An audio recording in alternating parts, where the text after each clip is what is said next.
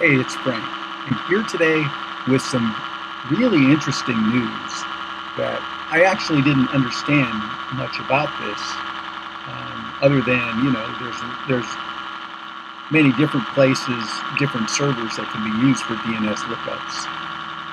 Most internet service providers have them, such that you're pointed to a specific IP address on your network or on your hosting provider. Google provides one. Another company advertises that theirs is the fastest. And so, if you go into your system preferences, and so today I was experiencing ridiculous delays in bringing pages up. And not only that, but many pages I was being told I couldn't connect to related to lawsuits filed against Google.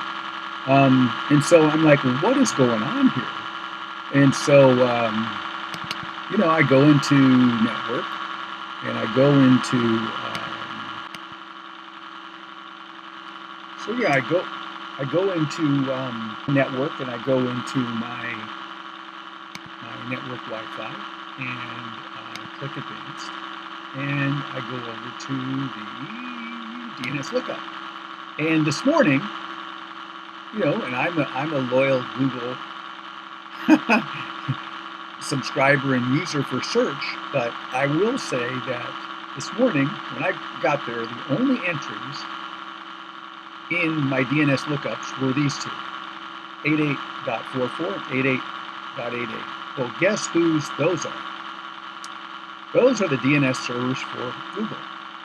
So Google servers had been configured quite recently to essentially delay the request I was making for a DNS lookup, which is tell my computer the IP address for a website I want to go to. 20 seconds, 30 seconds, ridiculous, probably illegal.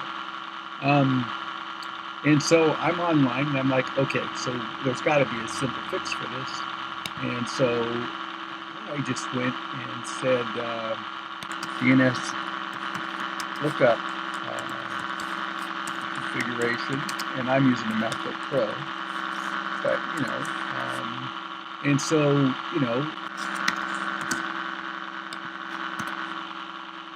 so I'm looking like, because it seems to be different based on whether you're using a MacBook Pro or a PC.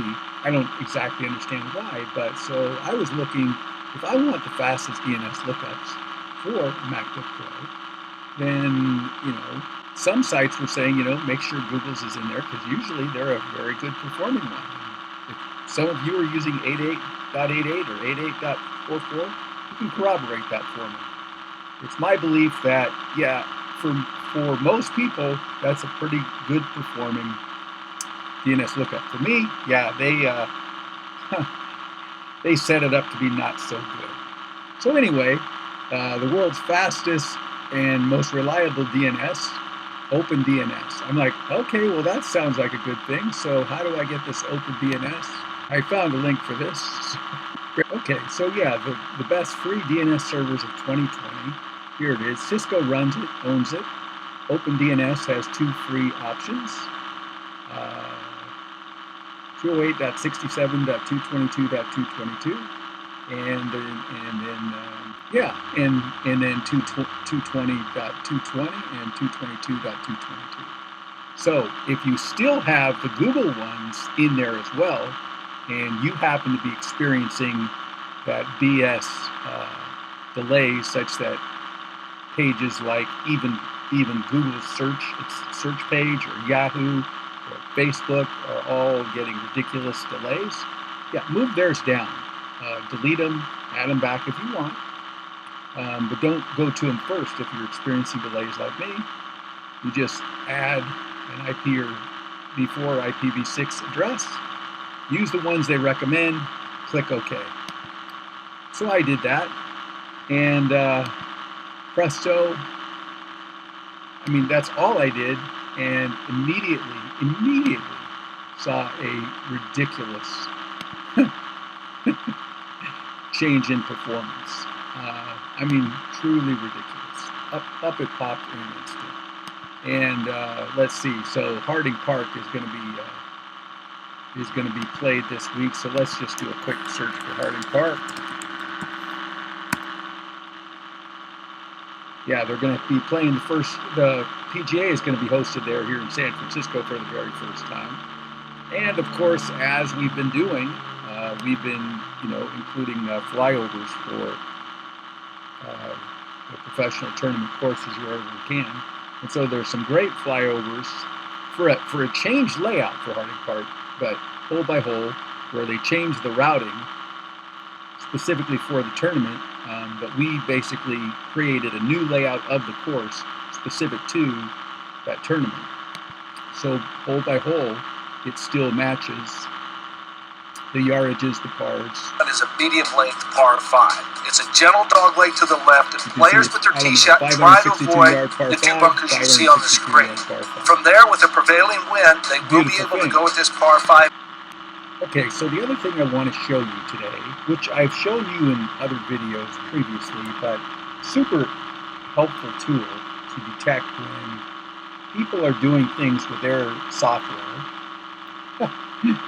not telling you about them, and perhaps they're doing them not really to help you in any way. And so one person I know used to talk about gossips. Gossips are always talking behind people's backs, saying things when those people aren't around, which are not necessarily the most complimentary, or just talking about other people's business. And that person wasn't very fond of people that did that, and used that term to describe that in a very non-complimentary way. So how does that relate? Well, so when certain software programs that you download and you run often are ridiculous, terrible gossips. They gossip to everyone on the internet. Well, who does that? Well, Google Chrome is one. Facebook is another. As you know, experienced a significant number of problems with Google Chrome in requesting rogue sessions, even when it's not running. And so we've steered away from using it for months. Today,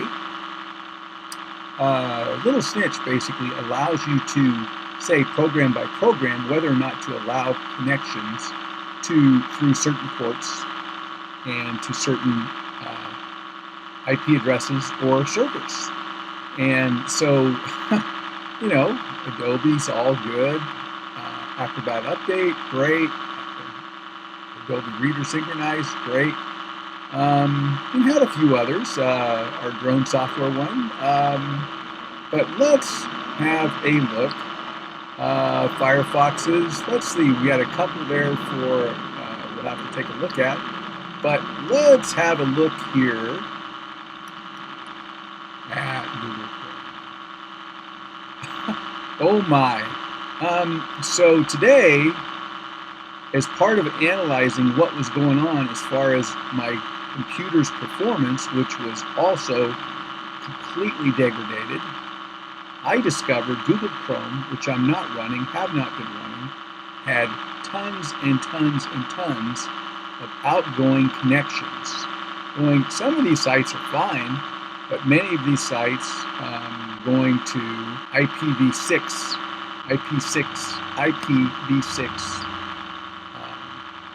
addresses. Many were deleted, but here's an example. So here's the thing. Here's the thing that should be 100% clear to everyone. If it's not, just play this again until you get it. If Google Chrome is not running on your computer, Google Chrome has absolutely no freaking right to be requesting sessions outside of your network to other places to gossip about you, what you're doing, what sites you're on, or causing damage to your computer, or reducing the performance of your computer. To the extent they're doing that, they're violating their own terms of service. They're going 100% against what they state in their privacy policies on the data they'll collect and how it will be used. So every one of these sites that Google Chrome is connecting to Here's more V6 IPs. 1, 2, 3, 4, 5, 6, 7. Yeah, believe me. We did allow, they still had connections, hadn't been blocked yet, to 8.8.8.8 and 8.8.4.4. Yeah, that's their DNS lookup, server lookup. So they weren't being blocked by my computer. They were themselves delaying their response to my computer, trying to get information. Don't quite know why, but yeah, that's just how that happened. So, all you got to do if you discover, a rogue software and you've got this little snitch, is you just go in and you say, okay, I'm going to edit this one. I'm not going to allow it. And you change it from allow to deny. And done. Click save and it's done. So you can, where you find software doing things that it should not be doing, that you're not running, that they have no right to be doing things on your computer or gossiping to other people and collecting information that they can use against you, then this is the way to tell them to shut the hell up and not be disseminating your information to anyone, not be collecting that information, and just shut the hell up when their product is not being used. And the other thing you need to know is they do this. If you install any Google product, they start this gossip. So if you're experiencing the negative side of Google as I am, just make them shut the hell up by blocking all these outgoing requests. That's my best advice to you. They won't like me saying this, of course, but my experience with them is different than